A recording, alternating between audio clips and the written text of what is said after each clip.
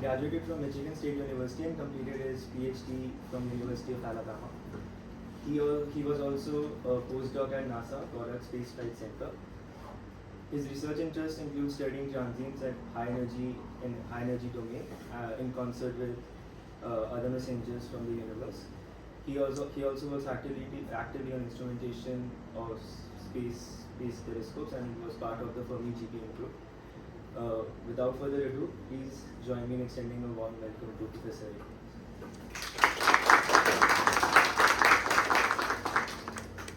Thank you for the introduction. So I'm going to talk about gamma ray bursts. These are explosions in the universe that I studied since graduate school. And the boat, which is the brightest of all time, which I will come to after some introduction.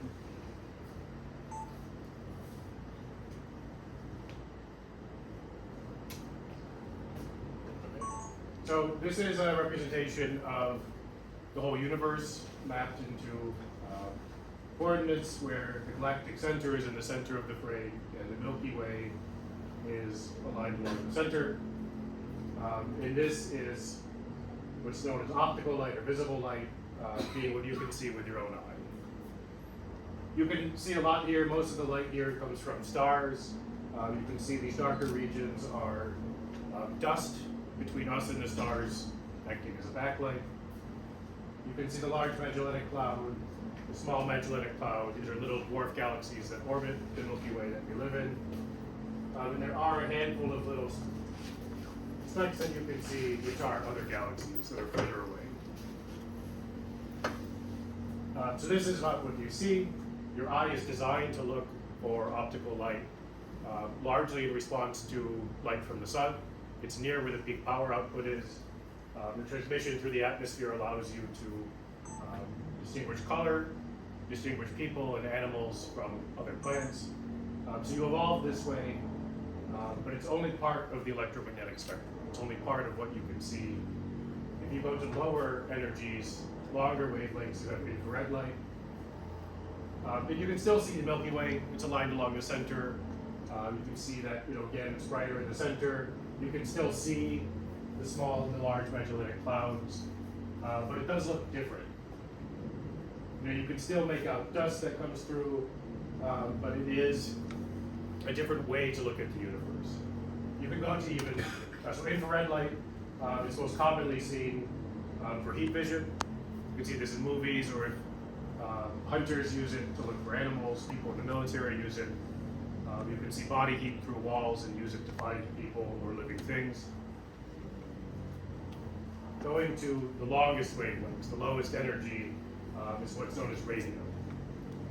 So if the sky looks like this, again, the Milky Way is quite obvious, but the extension of this additional emission is now much broader. This is coming from electrons, which are quite light particles. They're spread out much further away from the Milky Way. They emit signatures down in radio wavelengths. So Wi-Fi form a radio, the connections for your phone. When I was a kid, we used radio stations, AM and FM, quite regularly, but I think most people are now more familiar with Wi-Fi. And you can also go the other way. So if you now go back to optical, and you go one step further into ultraviolet, this looks a little bit different. It's because we don't have a good all-sky map in ultraviolet. So these black regions are where the detector was saturated. The emission was too bright, so we just removed the data to try to see what's going on. But you can still see, surrounding the bright center of the Milky Way, you can see the extension of the effects of dust and light behind it. And people best know ultraviolet for how it damages skin, or at least I have to wear sunscreen when I'm out quite regularly. So you wear this to protect yourself, ultraviolet being higher energy, being more damaging. Higher energy is X-rays. We're back to having a very nice picture. This is a fairly recent image from the past few years. And this begins to look quite different. So you still see the Milky Way. You can see the effects of dust. But there are these large bubbles that now appear, individual objects. These are supernova remnants, the leftover remnants of explosions that have occurred thousands of years ago, including Vela.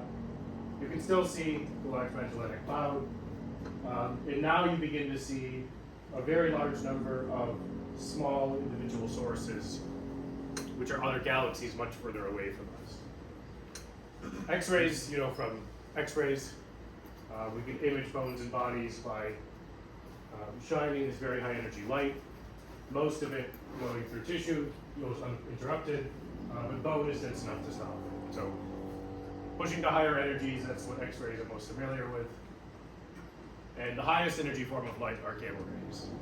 So these are my background, this is what I study. This is from the Fermi telescope, which I work on. Again, the Milky Way is very obvious. It's brightest in the center. You can see this extension coming out from the Milky Way. And you can see, again, other galaxies. So gamma rays, you don't really experience this in everyday life. Depending on how much you guys watch Marvel, what most people are familiar with is the Incredible Hulk. Gamma rays turn Bruce Banner into the Hulk. But otherwise, you generally don't interact with gamma rays. They're very hard to produce. One exception is if you've had like positron emission scans. These are complicated scans for medical imaging that does use gamma rays to see inside of bodies. So altogether, this is the electromagnetic spectrum. We now have facilities that span this whole range, and it allows us to see the universe in different ways. If you combine information from the highest energies with the lowest energies, we can learn a lot more about the universe than if we only use the optical light that we see and where most telescopes are designed to work. So gamma ray astronomy started in the 1960s. It was largely on accident. In 1963, the US, where I'm from, and Russia were at the height of the Cold War. We managed to come to an agreement, which is called the Partial Nuclear Test Ban Treaty, which banned the detonation of nuclear weapons in the atmosphere. We did this because it turns out it's not good to pollute the atmosphere with a bunch of radioactive waste. You can actually measure that effect. So we agreed to ban them with the United Kingdom, and now most of the planet has agreed to not test nukes in the atmosphere. But it was the Cold War, we didn't trust the Soviets. So we launched what are called the Vela satellites. So there's a person down here for scale. These satellites are quite large. These individual cylinders, of which there are many, are designed to detect gamma rays. And we launched 2 of these up into space, one on each side of Earth, and as they orbit around, they provide total coverage of Earth. And they're looking for this signature. So this is time after explosion. This is actually in milliseconds. So you have a very brief flash from the nuclear detonation itself. It releases a large number of gamma rays that you can detect from space. And then it goes down and returns to a slower evolution, which is related to the shock wave propagating through the atmosphere. So if the Soviets were going to violate the nuclear test ban treaty, we would be certain of it by launching these Vela satellites. So if you remember the structure, a very sharp peak and then a smoother decay. This looks somewhat familiar. In June of 1967, we saw this detection. The difference is this is in seconds. It's not in milliseconds. So this is 1,000 times longer than what you would expect from a nuclear detonation. So you have this background count rate, which is flat. There are just gamma rays coming from the universe constantly. But this very sharp spike of gamma rays became referred to as a gamma ray burst. They didn't know what it was. They knew it wasn't coming from Earth. And it turns out that nobody really expected these things to happen. We didn't expect to see gamma ray sources in astronomy. It was announced in 1973. At this point, they had detected about 20 gamma ray bursts. They had been able to figure out that they were not coming from Earth or the Sun or any other planet in our solar system. So they knew that these had to have an astrophysical origin. So coming from elsewhere in the Milky Way or elsewhere in the universe. So this is what happens. You have a black hole. it is rapidly accreting material, it's eating its surroundings. It's going to drive jets in opposite directions. They're going to propagate outwards for some time. And according to NASA, gamma rays look like they're pink, they're magenta. So at the end of this, you get a very bright explosion of energy, which we detect looking like this in the prompt phase, in like the initial part of the explosion. These are very interesting events. They're the most luminous events since the Big Bang itself. One of them holds the record for the most distant object that you could have seen with your own eye, being half the universe away. It's the first event that we were able to detect using both light and gravity, which I will briefly discuss, and then the brightest event of all time I will emphasize. And if there's a few minutes left, I'll talk about how these may have caused a mass extinction. So there's two kinds of gamma ray bursts. You can plot their durations on a log scale. You have short gamma ray bursts, which are under 2 seconds long, and long gamma ray bursts being longer than that. You can look at these light curves and the time scales. So this one is under a second long, so it's short. This one is about 30 seconds long, so it's long. You can look at all of these, and if you can classify these are short or long, that's doing about half of my job. It's not very difficult. You do have to take a look. And I will first talk about what causes short duration gamma ray bursts. So if you take the sun, you can see how large it is compared to Jupiter and Earth. It is the most massive thing in our solar system. It contains more than 99% of the total mass. If you take all of that mass and you collapse it down into the size of Mumbai, you end up getting a neutron star. These are the densest matter in the universe. If it becomes more dense than this, it will collapse into a black hole. It's comprised almost entirely of neutrons. You can't have any charged particles here, or they wouldn't be able to be that close together.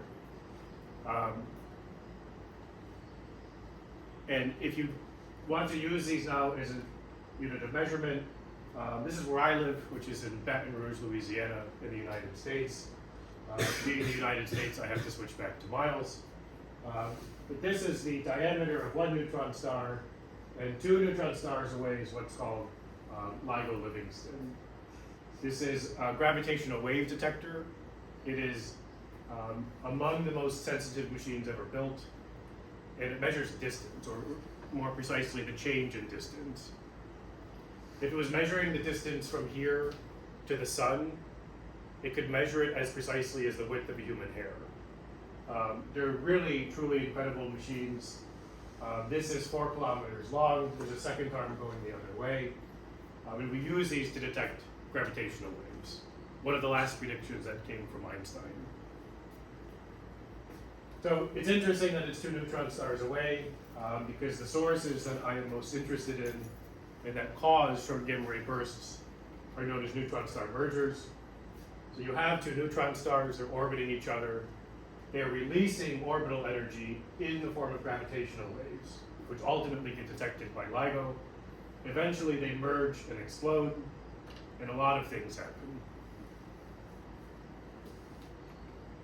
So I'll take a freeze frame because it's a bit easier to explain. When the 2 neutron stars merge, they're probably going to form a black hole. You'll have the last emission of gravitational waves as they become one object. And because they're rotating very quickly, you've torn these neutron stars apart. Some of that matter is going to fall back onto the black hole and get converted into these jets that go out in opposite directions. At the end, you get this light, that's magenta, that's your gamma ray burst, occurring very quickly after the gravitational waves. In this centerpiece here, it's what's called a kilonova. You have now torn apart neutron stars. You have a bunch of free neutrons. Those are going to rapidly capture to form the heaviest elements known in existence, including gold and platinum and uranium. So the heaviest elements that are here on Earth come from these neutron star mergers. So we detected one of these events in gravitational waves and in gamma rays back in 2017. this is what we saw. So you could put this into how you would hear it for frequency. And the gamma ray signature came 2 seconds later. So these were emitted 140 million years ago, so back before when the dinosaurs roamed Earth. They traveled that whole time and arrived almost simultaneously. So this is what LIGO looks like from very high up. You have these 2 interferometer arms. I did want to focus on one event, which I will come to, but I wanted to highlight LIGO because 2 of these exist in the United States. The third one is now going to be built here in India. So this is the site that they have selected to build it. I didn't think about this before, but they showed the difference between pre-monsoon season and afterwards. These are incredibly sensitive machines, so I'm quite curious to see how sensitive they are when they're in an active monsoon. But LIGO will add a key piece to this global network of gravitational wave detectors. We only have a small number of them. Every additional one is critical. This will rapidly become one of the most sensitive ones. And India is in a place on Earth that's particularly nice to complement the ones in the United States. So we're very much looking forward to this. I don't know the exact timeline, it's some number of years away. Somebody knows? Early 2030s. Early 2030s, okay, I'm gonna hold you to that. Okay, so that's short gamma ray bursts. So long gamma ray bursts, the other type, these are longer. So these come from the death of massive stars. So you have a very large nebula, you have a star whose core collapses into a black hole. If it's rotating very quickly, again, you could drive these jets out, propagating in opposite directions. It will continue to go outwards for some time before eventually emitting your gamma ray burst signature. So these bursts are long because you have this whole massive star that the black hole is eating from the inside out. So it takes a much longer time to work through. So eventually you get your gamma ray burst signature. This is a schematic kind of showing it cut out. It's not to scale the black hole, it would be so tiny you couldn't see it. But what we think happens in these events is as they are eating this material, they get shocks that end up hitting each other, moving at different velocities, and that's what's producing your gamma ray burst emission. So we think that it eats greater amounts of the star at different instances. Eventually those objects are going to collide, and that's what we think we're seeing. So for gamma ray burst monitors, like Fermi, again, just like the old Vela satellites, you have your background and your burst of gamma rays above it. So this is going to be a series of gamma ray bursts that the Fermi mission has seen over the past 15 years or so. So they're labeled by year, month, and day, so this one's from 2019. Each one of these is about 10 times brighter than the previous one. Each one of these is a very interesting event on its own. And you can see that these come over a huge range in brightness. So this was the previous record holder in terms of the brightest events we've seen in 50 years. And this is what we saw in October of 2022. It actually starts here, you can barely see it, but there's a little blip. This lasts to be about 10 minutes long. And it turns out that this event was so bright, it effectively blinded our detector. So we have a graduate student who did some very clever work. He corrected that effect out. So if we had a detector that could read out events infinitely quickly, it would have looked like this. So this is the brightest of all time. The previous record holder in 50 years is this little piece compared to this event. It is an insanely bright event. It was so bright we actually didn't realize what it was when we first detected it. It took us several hours to work it out. At this point, it's now been viewed by more than 150 telescopes. And it's so bright it was detected by satellites that were never designed to detect these events. So gamma ray burst monitors have detectors designed to detect gamma rays. Some of the most distant spacecraft we have instead have little particle detectors. They're designed to map out the local particle activity from the sun, from the interstellar medium, build up their composition, and just tell us what's in space around us. These really tiny particle detectors, if you have a super bright event producing a bunch of gamma rays, they can actually hit other pieces of the spacecraft, and that particle interaction will generate a gamma ray. And an additional particle, the electron, which can only get captured in that detector. This is a very complicated thing to occur. It's never really happened before, but it turns out the first detected signature of this event actually was by Voyager 1. This is now more than 100 AU away. It's actually technically left the solar system. So I told you gamma ray bursts are named by year, month, and day when they arrive at Earth. We had to clarify that. It used to be when they were first detected, that's when how you name them on the day. But this one actually arrived at Voyager on October 8th. It took almost a full day for the light to get here once it had reached past Voyager. So this event swept through the solar system. It then went past Gaia and Integral. So these are some satellites from the European Space Agency. It did come by Earth, and you'll notice that there's also lit up on Earth. The energy density is so high that when it hit the atmosphere, it affected the ionosphere, created a radio disturbance that we detected kind of across the planet. So much energy was output that you could detect it again by things never designed for this. SWIFT is a satellite designed to detect gamma ray bursts. It was behind Earth at the time.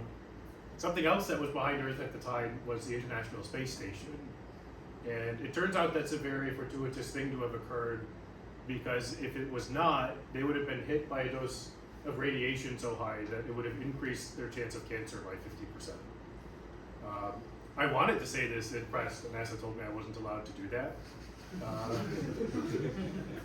Because the question would have been, what happens to the next one when they're not there? And that's not a good answer to tell people. But it kept going. It swept out past, moving towards the sun, towards Conus Wind and the ACE spacecraft. And ultimately, the last signatures we detected were for satellites around Mars. So this was just the initial event that came through. The aftermath of the explosion is still being studied now, more than a year and a half later. We managed to kind of update this graphic. So the previous one was 15 years old. It looks quite similar, but NASA put this together. So it's been modified slightly to show what we think happened to produce something this bright, which is the jet we think was incredibly narrow. So all of this energy was output into a much narrower focus, creating a much higher total energy density, and that energy was just perfectly aligned with Earth. So we think we had optimal viewing conditions for this particular event. That last snapshot was not completely right. Was that because we were not exactly on the axis? Or We think we were 0.7 degrees off axis, but it ended here because NASA felt this was more representative for the public. You give them a lot of guidance, but they ultimately get to choose how they want to present things. So this is showing in log scale, so each of these is a factor of 10, the brightness of gamma ray bursts, and how many of those gamma ray bursts we've seen. In total, we've seen more than 13,000, so this is just the top brightest, about 10%. And we've been observing for 50 years, so we can outline here that about once per year we get an event this bright, once per decade and once per century. So we wanted to know how rare this event was. So we worked it out. It turns out this is a 1 in 10,000 year event. We don't know this because we've only had gamma ray burst monitors for 50 years, but it is probably or possibly the brightest gamma ray burst at Earth since human civilization began. I think those of us that study it are quite fortunate that this occurred. while we happen to study these things during our active careers. And we're still learning a lot from it. But I wanted to highlight one particular example. We announced this event about a year ago at a conference in Hawaii, and by chance I happened to take these pictures when I was there. If atmospheric conditions are right, you can just see these. This is the sun and this is the moon. And what happens is, light from the sun comes directly at you, but some of it, if the water vapor in the atmosphere is set up correctly, will go just slightly at a different angle, and then get scattered off the water vapor, and then you end up seeing it. And you can see there's actually a slight rainbow effect here. And the same thing can happen at night with the moon. So this halo effect is something that you can see. You have to be quite lucky, but it does occur here on Earth. And it turns out we can see the same thing in X-rays. So this is an observation of the aftermath of this event. So you can see in the center, that's just the leftover kind of light from the explosion. But these rings that you see are echoes of the initial explosion. And up here, you can see that this says day 1. So I'm going to play this, and it's going to step through about 2 weeks of time, showing that as time goes on, these rings are expanding. So we have seen this before, but we had never seen it with quite so many rings or in quite such good detail. What's happening is a similar effect to what occurs when you see rings around the sun.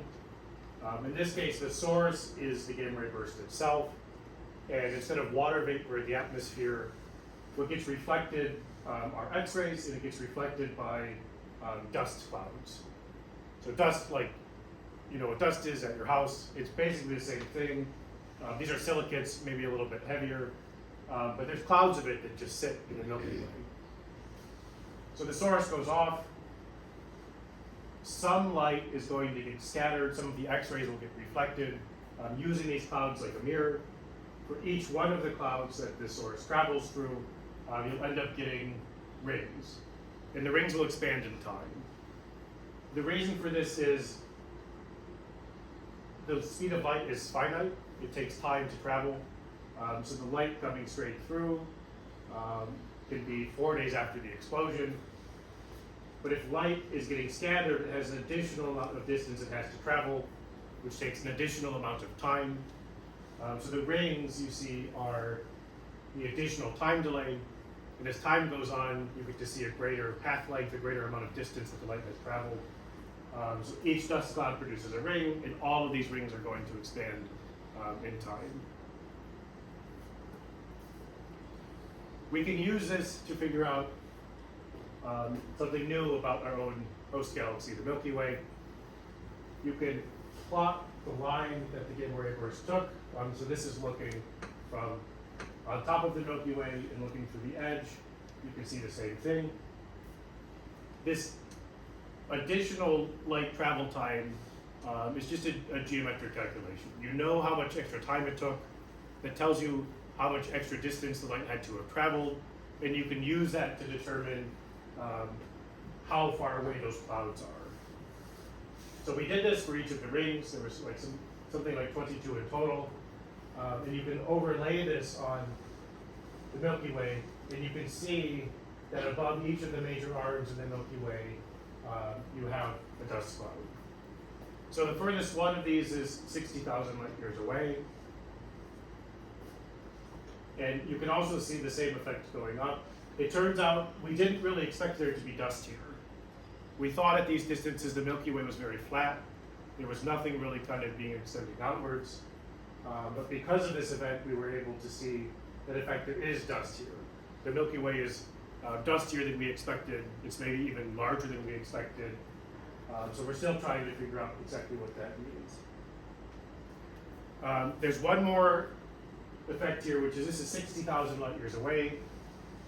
So I told you this event is something like a 1 in 10,000 year event, which means that as of right now, there are something like 6 more of these incredibly bright events going through the Milky Way at this time. None of us are probably going to see them. They're going to arrive when we're all long gone. But I thought it was pretty interesting to think about. Okay, this last one's a bit of a joke, but what if we had to figure out a much brighter event? This is the #1 question I get asked from the public, which is, could a gamma ray burst kill all of us? This is what the internet thinks it looks like.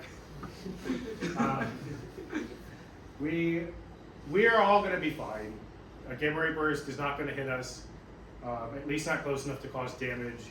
We almost certainly would be able to see these events coming ahead of time. But the Earth is 4.6 billion years old. And it turns out that life on Earth has undergone mass extinctions several times. And one of them, about 450 million years ago, has all the hallmarks of possibly being caused by a gamma ray burst. This is the late Ordovician, and I think something like 90% of species died out. So it's not impossible.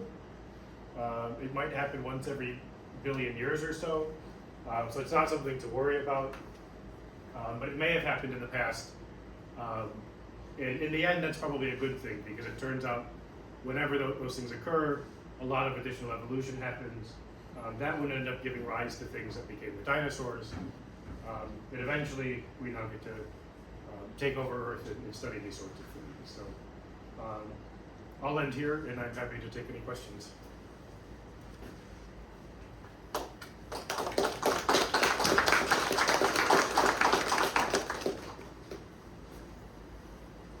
So in some of the graphs there were multiple peaks in the gamma ray burst. So are these coming from different shocks in the? Yeah. So we think every time there's a shock that it's producing one of these pulses. So there are some gamma ray bursts that look like they have like 1,000 spikes in them. So there just must be a really high number of shocks that are occurring in that event. In one of the previous slides, can you go? Yes.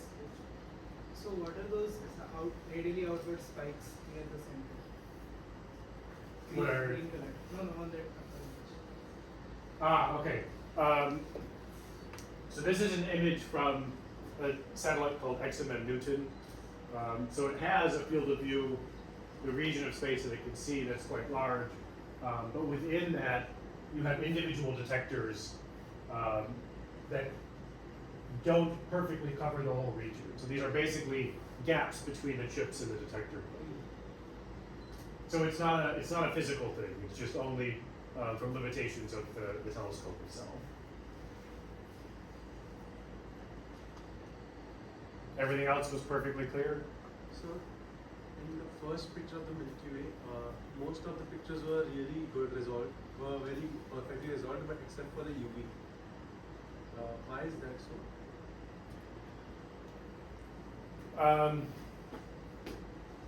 That's a good question. It's basically because we haven't launched a new ultraviolet mission in 20 years.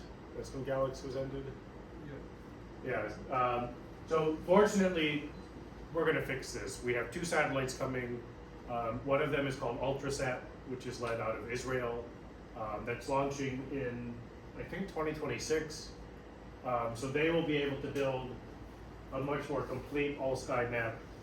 And then starting in around 2030, led out of the United States, is a satellite called the Ultraviolet Explorer, which will take very deep images. I think it will be a complete sky map. Do you know if they'll? I don't know. Okay. I've They- not kept track. But it's meant to be a broad survey, so Yeah. there will at least be a shallow survey of the whole sky. If not Yeah, it will be the whole sky. Just sometimes it's ultraviolet detection is quite tricky, so you could saturate electronics if you don't want. So I think we should be able to make a very nice image in the next few years, and then we'll update this. Ultrasat will definitely not have a large exclusion for the galactic plane, Mhm. because otherwise they would miss a very large part of the sky for searches. So Yeah. And this is a fairly new picture. The one before this was similarly bad to the ultraviolet one. So it's just a matter of which satellites we end up getting to build. this is This is probably E Rosetta. This is E Rosetta. Yeah, sorry. This Yeah. I updated the image and I forgot to update the name. They wouldn't have known.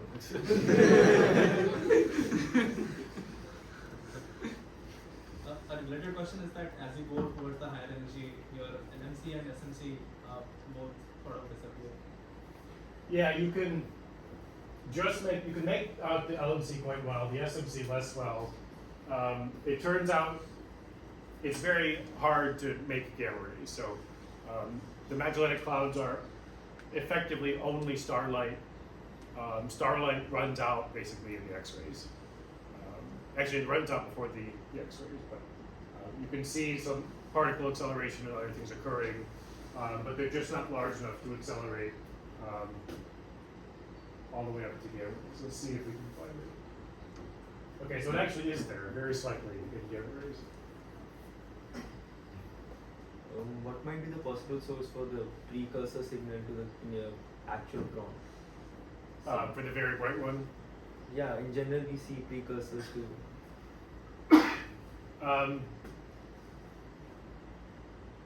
This is a complicated thing to answer. We think it's when you have a very, very, very high energy density, light can't escape. So, light coming from the lights, they just go straight to your eyes.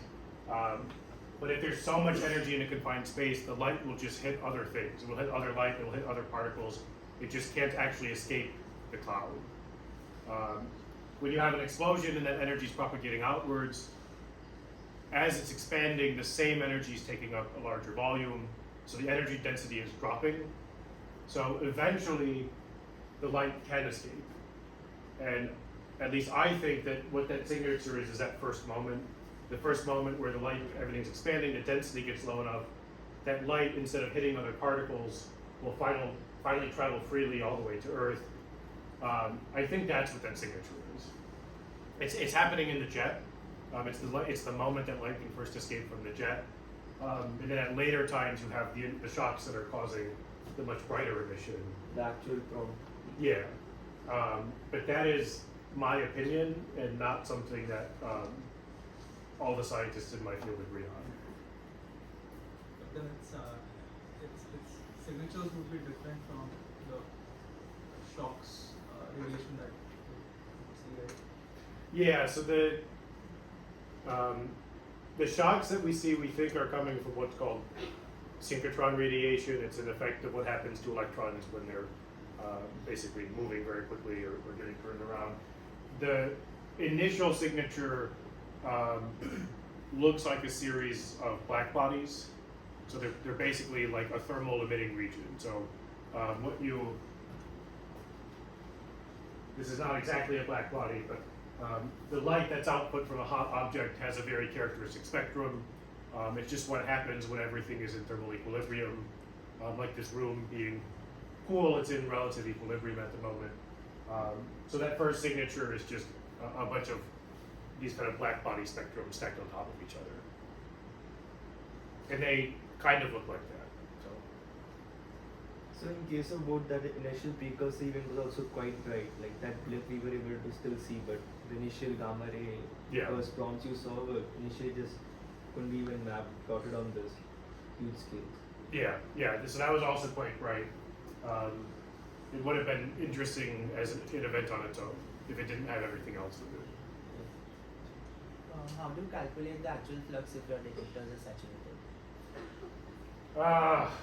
That's a very hard question.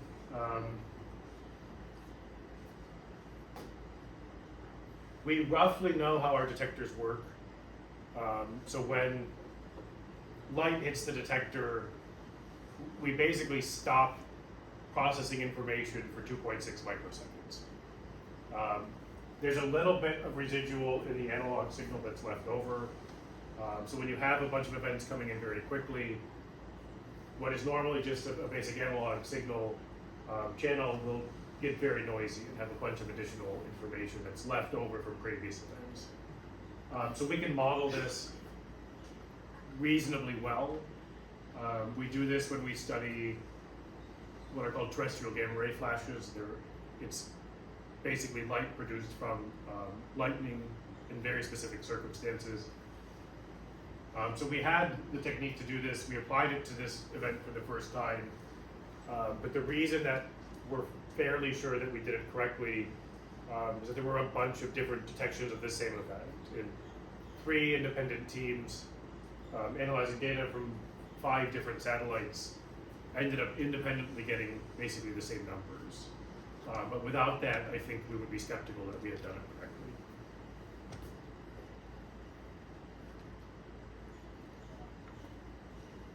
Sir, there is something. Out of all the GRBs, we can detect only a small number of them. So is the reason that because most of them don't point towards concepts? Yeah, there's two reasons for that. So one of them is what you said. So the jets are collimated, but they're also moving out at almost the speed of light. An effect of special relativity is called Doppler beaming. So as fast as they are going, it's only visible from a certain small region, which means if you aren't in the cone of the jet, so if it's pointing this way, all of the light is only going straight that way. There isn't any light that ends up veering off towards Earth. So something like 99% of gamma ray bursts are pointing away from us. But there are also cases where even if they're pointing at us, we just don't have a sufficiently sensitive detector. So if you think of a candle at night, you can see it quite far away, but there is a distance at which point you just can't see it. It's just not quite enough at that distance. So the same thing is happening here. At some great vast distance, most gamma ray bursts are just too faint for us to detect with current technology. But Varun and others are proposing more sensitive instruments to allow us to peer deeper in the universe to try to recover more of those.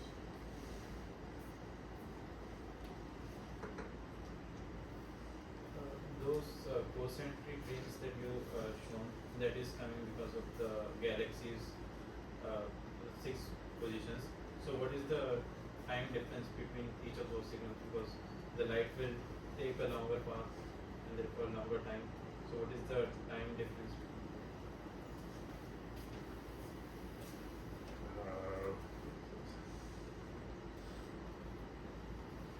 So the initial explosion itself, the very bright peak, is only about 10 minutes. And you can see that this scale is running for over 2 weeks. So each of the individual clouds is producing a ring where at that specific moment, if you just, so on day 1, at that specific moment, the additional light time producing each of these rings is 1 day.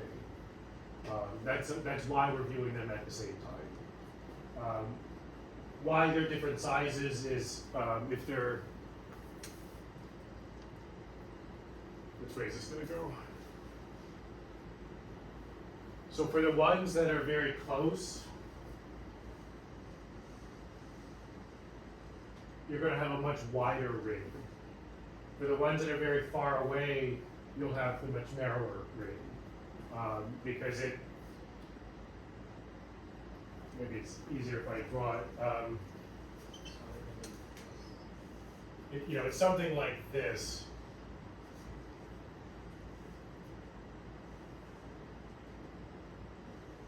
Whereas the overall distance, is that correct or do I have it backwards? I might have it backwards. I don't remember. But the more distant the cloud, the different size of the ring you'll have for the same 1-day travel time.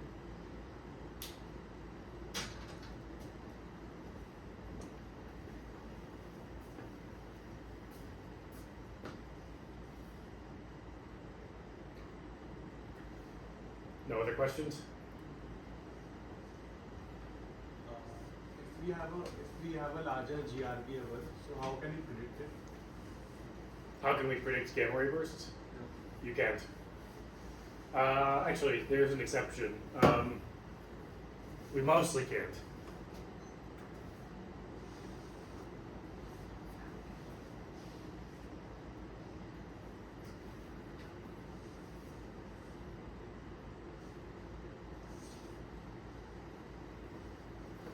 there is an exception, which is this is the signature that LIGO detected that you can see in gravitational waves. We only show this going back 6 seconds, but LIGO actually detected it as early as about a minute before. So as they become more sensitive and improve their analysis tools, they can actually tell us ahead of time when a neutron star merger is going to occur. And some of those will be oriented towards Earth and allow us to see the gamma ray burst. As they, in about 15 years or so, they're building much larger facilities. They should be able to see these up to an hour ahead of time. So that allows us to kind of start detecting the two neutron stars as they're getting quite close to each other, giving us the precise time when one of these could occur, which is a new thing in astronomy. So we're still trying to figure out how to make use of that information.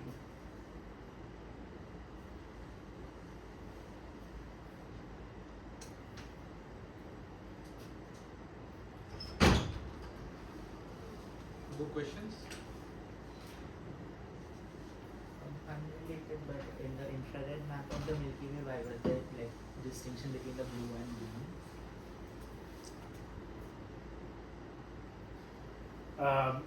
I'm sure there is, but I don't know what it is.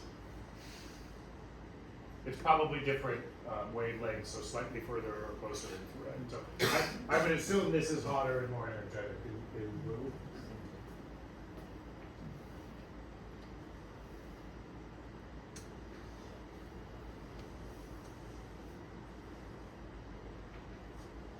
Okay. Thank you, Professor Eric, for such a wonderful talk. I would request, and thank you all for being here despite it being an institute holiday. I will request Professor Varun to extend a token of gratitude from Rajasthan.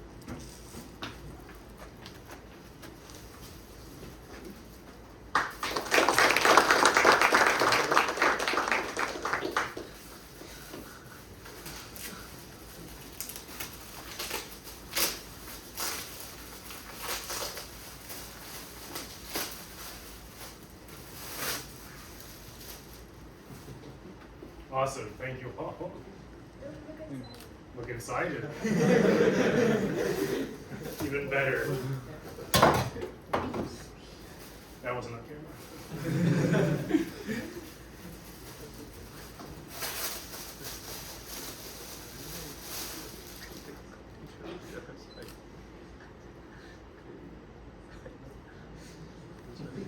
Thank you.